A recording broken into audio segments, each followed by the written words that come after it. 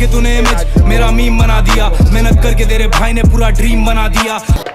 मैं इस बात में नहीं जाऊंगा कि इस दौरान इन राज्यों में هلا اجى الزعيم العظيم मेरा अब्बू का लुंगी में केला मिलेगा, हमसे भिड़ेगा झमेला मिलेगा। पिछले नवंबर में जो करना था 6 महीने डिले हो Nothing can stop me, I'm all the way up, all the way up. 何？お前はもう死んでいる。 Bhim Bhim Bhim छोटा भीम यारों का है यार सबका मददगार, सबको बांटे ये प्यार। कितने तेजस्वी लोग हैं हमारे पास, कितने शानदार विचार रखते हैं जी, और कुछ लोग मनोरंजन भी करवाते हैं। नमस्कार। तो जैसा कि आपने वीडियो के स्टार्टिंग में देखा, अरविंद केजरीवाल जी किस तरीके से बिहेव कर रहे हैं जब हमारे प्राइम मिनिस्टर बाकी के चीफ मिनिस्टर्स को एड्रेस कर रहे हैं। लोगों को ये समझाया जा रहा था कि हमारी जो प्लानिंग रहेगी आगे आने वाले समय में वो क्या रहेगी, पेट्रोल की जो प्राइसेस है उनको कैसे रेगुलेट करना है, किस तरीके से लोगों को राहत मिले, इसके लिए पेट्रोल के प्राइसेस को कम करना है, उस पर जो वैट वगैरह लग रहा है उसको कम करना है। बट अरविंद केजरीवाल जी ऐसे बिहेव कर रहे थे जैसे कि वो कोई एरे गहरे मीटिंग में आए हो, जैसा उनको कोई फर्क ही नहीं पड़ता है कि प्राइम मिनिस्टर क्या बोल रहा है। उनके लिए प्राइम मिनिस्टर का कोई इंपॉर्टेंस ही नहीं है। और ऐसा भी नहीं है कि ये पहली बार हुआ है जब अरविंद केजरीवाल जी ने कुछ ऐसा काम किया है। लास्ट टाइम जब कोरोना के टाइम पे प्रधानमंत्री एड्रेस कर रहे थे बाकी के चीफ मिनिस्टर को, तो उस टाइम पे भी अरविंद केजरीवाल जी ने प्रोटोकॉल तोड़ते हुए उस पूरे मीटिंग की रिकॉर्डिंग कर ली थी। जबकि सारे चीफ मिनिस्टर्स को मालूम है कि वो जो मीटिंग होता है वो एक प्राइवेट मीटिंग होता है, उसको ना किसी से शेयर करना होता है, ना कहीं लाइव जाना होता है। बट फिर भी अरविंद केजरीवाल जी ने उस मीटिंग को लाइव कर दिया था और उसके बाद वहाँ पे विक्टिम कार्ड खेलने लगे थे कि हमारे जो दिल्ली के लोग हैं उनके पास पैसे नहीं है, ये नहीं है, वो नहीं है। ये हमारी जो परंपरा है, हमारे जो प्रोटोकॉल है, उसके बहुत खिलाफ हो रहा है कि कोई मुख्यमंत्री ऐसी इन हाउस मीटिंग को लाइव टेलीकास्ट करे। अगर सर मेरी तरफ से कोई गुस्ताखी हुई है, मैंने कुछ कठोर बोल दिया, मेरे आचरण में कोई गलती है, तो उसके लिए मैं माफ़ी चाहता हूँ। तो दोस्तों आज मैं आपको बताने वाला हूँ कि मैं जो छोटे मोटे खर्चे करता हूँ उसको मैं कैसे मैनेज करता हूँ। छोटे मोटे खर्चों को मैनेज करने के लिए मैं बिनोमो पर ट्रेडिंग करता हूँ। तो चलिए मैं आपको बताता हूँ कि कैसे आपको इस ऐप को यूज़ करना है। तो गाइस जैसा कि आप देख सकते हो मैंने बिनोमो ऐप ओपन किया हुआ है और फिलहाल मेरा जो रियल अकाउंट है इसमें 40,213 रुपीज़ है। यहाँ पे आपको डिपॉजिट का ऑप्शन मिल जाता है जहाँ पे आप क्लिक करके आराम से अपने अकाउंट में फंड्स को ऐड कर सकते हो। फंड्स को ऐड करने के लिए यहाँ पे आपको ढेर सारे ऑप्शंस मिल जाते हैं, जैसे कि फ़ोन पे है, पेटीएम है, यूपीआई है। तो चलिए मैं आपको बताता हूँ कि यहाँ पे आपको ट्रेडिंग कैसे करना है।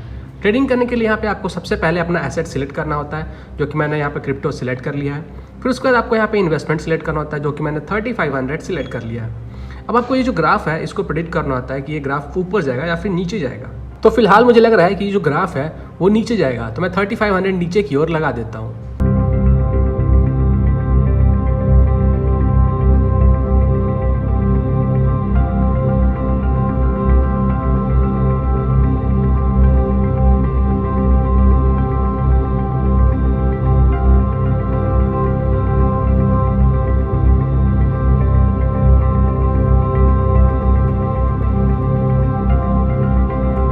तो गाइस जैसा कि आप देख सकते हो हमने जो 3500 का इन्वेस्टमेंट लगाया था उसमें हमने 6,405 रुपीज़ का प्रॉफिट अर्न कर लिया है। तो दोस्तों अगर आप लोग मेरे तरह ट्रेडिंग करके अर्न करना चाहते हो तो डिस्क्रिप्शन में दिए गए लिंक पे क्लिक करके डाउनलोड करो और साइन अप करो। और अगर आप लोग मेरे लिंक से साइन अप करते हो तो आपको अपने डेमो अकाउंट में $1000 का बोनस मिल जाएगा और इस $1000 के बोनस को यूज करके आप आराम से ट्रेडिंग करना सीख सकते हो।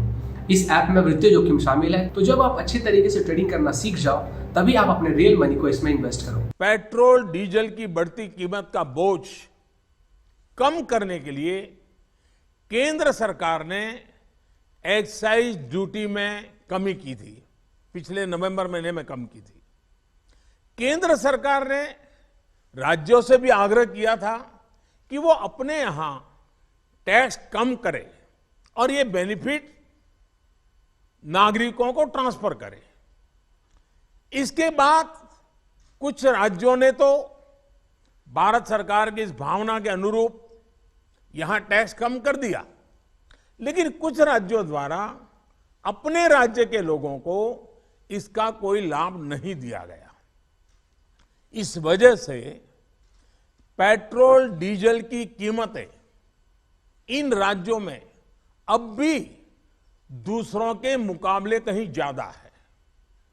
ये एक तरह से इन राज्यों के लोगों के साथ अन्याय तो है ही, साथ ही पड़ोसी राज्यों को भी नुकसान पहुंचाता है। स्वाभाविक है कि जो राज्य टैक्स में कटौती करते हैं उन्हें राजस्व की हानि होती है। जैसे अगर कर्नाटका ने टैक्स में कटौती नहीं की होती तो उसे इन 6 महीनों में 5,000 करोड़ रुपए से ज्यादा का राजस्व मिलता। गुजरात ने भी टैक्स कम नहीं किया होता तो उसे भी 3,500-4 हजार करोड़ रुपए से ज्यादा का राजस्व और मिलता। लेकिन ऐसे कुछ राज्यों ने अपने नागरिकों की भलाई के लिए, अपने नागरिकों को तकलीफ न हो इसलिए अपने वेट में, टैक्स में कमी की पॉजिटिव कदम उठाए।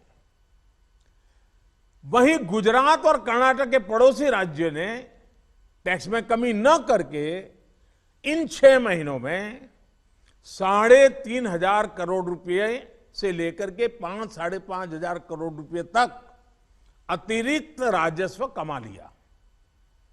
जैसा हम जानते हैं कि पिछले साल नवंबर महीने में वैट कम करने की बात की थी, सबको मैंने प्रार्थना की थी, लेकिन कई राज्य, मैं यहां किसी की आलोचना नहीं कर रहा हूं, मैं सिर्फ आपसे प्रार्थना कर रहा हूं, आपके राज्य के नागरिकों की भलाई के लिए प्रार्थना कर रहा हूं। अब जैसे उस समय 6 महीने पहले कुछ राज्यों ने बात को माना, कुछ राज्यों ने नहीं माना। अब कई राज्य जैसे महाराष्ट्र, पश्चिम बंगाल, तेलंगाना, आंध्र प्रदेश, तमिलनाडु, केरला, झारखंड, किसी न किसी कारण से उन्होंने इस बात को नहीं माना और उनके राज्य को, नागरिकों को बोझ कंटिन्यू रहा। मैं इस बात में नहीं जाऊंगा कि इस दौरान इन राज्यों ने कितना रेवेन्यू कमाया, लेकिन अब आपसे मेरी प्रार्थना है कि देश हित में आप पिछले नवंबर में जो करना था, 6 महीने डिले हो चुका है, अब भी आप अपने राज्य के नागरिकों को वैट कम करके इसका बेनिफिट पहुंचाइए।